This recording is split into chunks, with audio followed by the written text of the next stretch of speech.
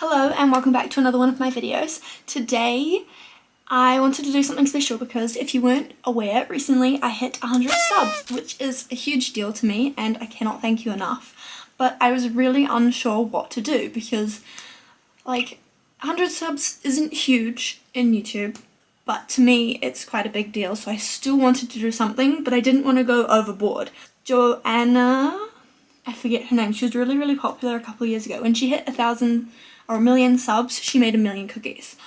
I was thinking something along those lines might be fun, like 100 chocolate chip cookies, but one, it's already been done, and two, I feel like it's a little bit too much for 100 subs. So I really just wanted to do something to say thank you. Thank you so much. I couldn't have done this without you, and you are all the reason I am here today. And yeah, it's been a little bit of a goal of mine and I'm ecstatic to have actually hit it. I wanted to start off with a couple of analogies or equivalents to give you an idea of how much 100 people really is. So 100 people is half an event cinema, so a New Zealand cinema full of people. That is insane. It is 10 elevators worth of people at max capacity. So today I've come up with an idea to do a recipe that is 100 years old as of last year. So this recipe book is, according to the website, it's from 1922. It is called Reliable Baking, Reliable Cooking. I found it on an Iowa University website. I will link it down below so everybody else can have a look at it and find the recipe. This recipe, it has a time, but the instructions, if you do go and read it, are a little bit confusing. So we're going to be winging it a little bit, and it doesn't have a length of time to cook things for. Also, it says to put it in the oven, and then it adds apples, but then it doesn't say to bake the apples. But I assume you want to bake the apples so they're nice and soft, and so that the brown sugar melts. So that's my assumption, and we're going to go based off that. But without any further ado, let's get into the baking, and yeah, thank you for 100 subs. I just realized I didn't tell you what we're baking. We're baking a 100-year-old apple cake. First off, you're going to want to line a cake tin. The recipe, I'm pretty sure, says to use a square, but circle is the only spring form tin I have, so if shit hits the fan, I can always release it and it should come out.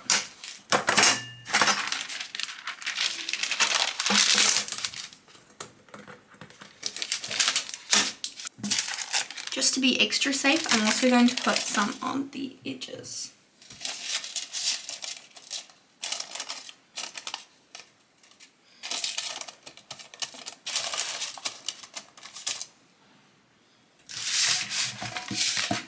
So you're going to want 2 level cups of flour,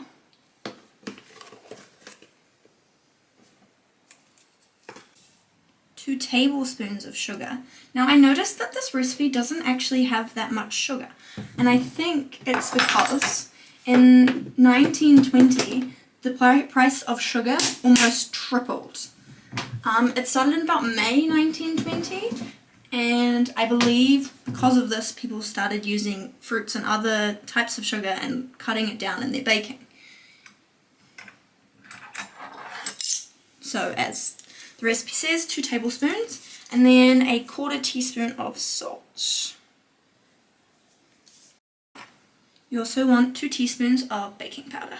I'm using Edmonds. The recipe uses Camulot, or something along those lines. Now, the recipe had said to sieve this 3 times, and I believe it is to aerate the mixture. Because sieving, as well as sieving getting rid of any big lumps and grains and bits and pieces that aren't supposed to be in your ingredients, it also adds air into the mixture. So I'm instead going to whisk. Now for the wet ingredients, you want 1 egg. I'm using 1 egg replacer equivalent, a teaspoon to 2 tablespoons, and you add that to 2/3 of a cup of milk. I'm using almond milk. Mix those through. Whoops, get it everywhere while you're at it. And add to the mixture. I forgot to mention, make sure you preheat your oven. You need to preheat your oven to 180 degrees Celsius bake or 160 degrees Celsius fan bake. Then you mix your cake batter. Careful not to overmix, you want it to just be combined so you don't have any lumps of flour. I think this is going to be a thick one. This looks incredibly dry. It looks like I'm making almost a very wet bread, but nonetheless, this is what the recipe says to do. Now I grab my tin from earlier, add in the mixture. Oh! Somehow I'm going to spread this out. I think my pan is too big.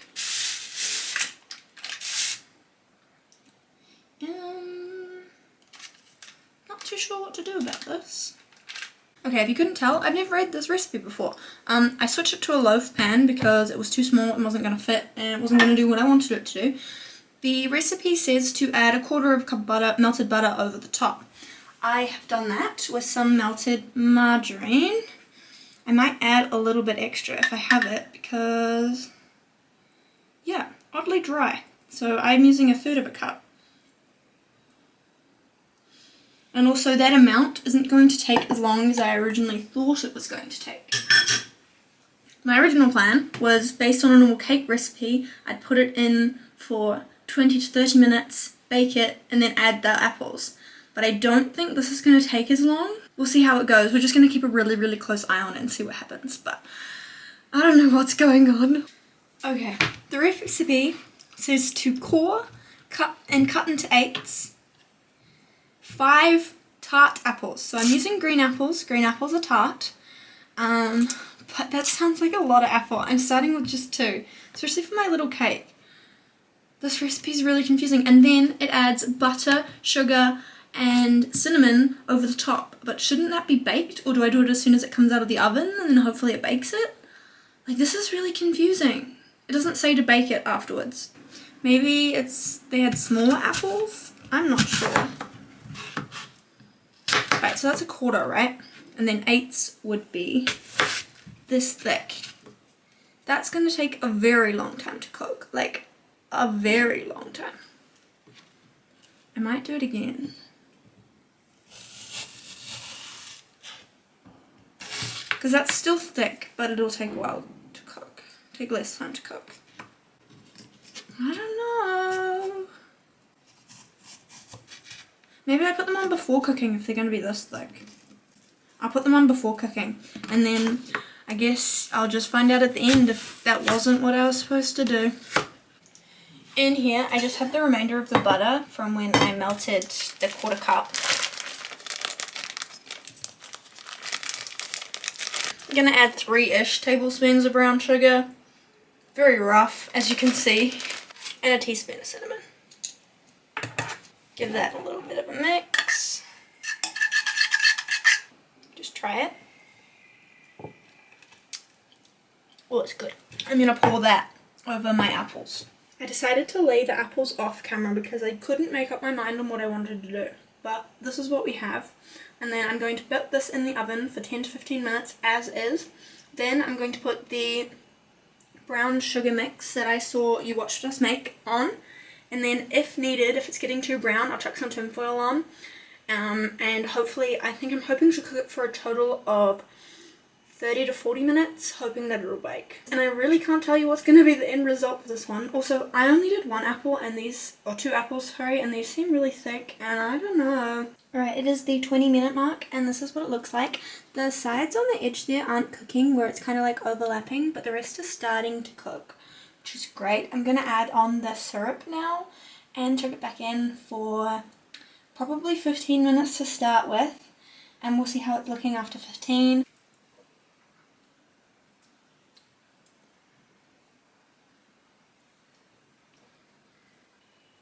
This is what we are looking like, fresh out of the oven. I do think that I put the apple in too long and should have gone with what I first said because they are looking very mushy. But despite her appearance, we are going to see what it looks like, or what it tastes like. That's the most important. And it'll probably look better out of the mold, but yeah. I stuck a skewer in it and it seems really, really tough, so I'm a little worried, but who knows. let's be honest, I haven't been keeping track of how long it's been out of the oven. My guess is about an hour. Then this is it. It's cool enough to touch. It looks the same from the top, in complete honesty, but I'm trying to figure out how I'm going to get it out, because normally with an upside down cake you just flip it over, right? I can't really do that. Normally if I had the springform pan, I'd just pop the bottom off and it would come out. It's definitely going to come out very easily, like, because the butter's all around the edges, but do I really want to flip it on the bottom, because then it'll destroy the top? But I mean, I can't say the top looks overly pretty anyway.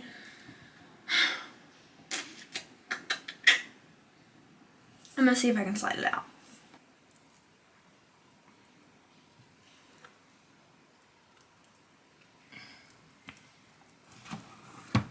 Okay, that feels oddly firm. Uh-oh. Just swapped to a bread knife because it's serrated. Oh wow. Okay, and that is what it looks like on the inside. Here goes nothing, right? That's the end of the cake, and this is the inside.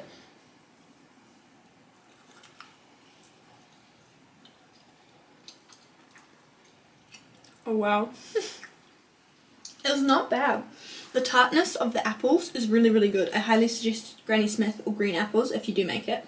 The cake itself is quite bready and doesn't really have a whole lot of taste, which I assumed would happen, because you also don't have the sugar, you don't have vanilla.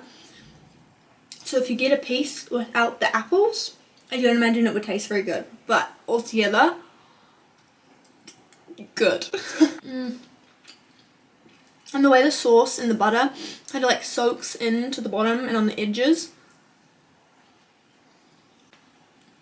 This is 10 times better than I thought it was going to turn out. Wow. Don't judge a book by its cover, guys. Holy smokes. Sorry in advance for the quick change of scenery, but I had a couple of afterthoughts about the loaf or cake that I just made it in a loaf pan. I think that it would be better if the cake was thinner, so I do think I probably should have tried to go for a bigger pan to cook it in, but I didn't really have anything in between, which was where I kind of got stuck, and there was no way I was spreading that cake over the bigger tin that I had, which is also in hindsight where the apples come in. Where the more apples come in, I definitely don't think you would need 5 of apples the size I had, which were quite big. I reckon I could have I didn't even use the whole 2, so maybe 3 of those. Also, I would recommend maybe a tiny bit more butter than I had left over. I just used what was left in my pan when I melted them. The last thing is that if I were to make it again, I would bake the apples for less. So how I did it in the end, if you want to do it the exact same way I did, which is super duper soft apples, tender, tart, I think that the flavour is amazing, but on just a little bit less of the cake would have been better. Regardless, baked for 20 with just apples and butter, then I added the topping, baked for 15, checked on it, decided to add tin foil, and a further 15 covered in tin foil is what I ended up going with. I hope this is helpful. It was just an afterthought that I wanted to add in. Anyway, that is all I have for you today. I hope you've enjoyed. Once again, thank you so much for hitting 100 subs. Like, you don't understand. That is insane to me. As we're speaking today, I'm actually at 135 subs, and that is just, like, jaw-dropping. I don't know how it happened. Wow. Anyway, once again, thank you so much for watching. Hope you've enjoyed this video. Please remember to subscribe and hit that bell notification icon so you get notified when I upload. And yeah, if you want to check out any other videos of mine, there'll be a couple at the end that are either recommended for you or my most recent ones. And that is all I have for you today, so peace out and I'll see you in the next video.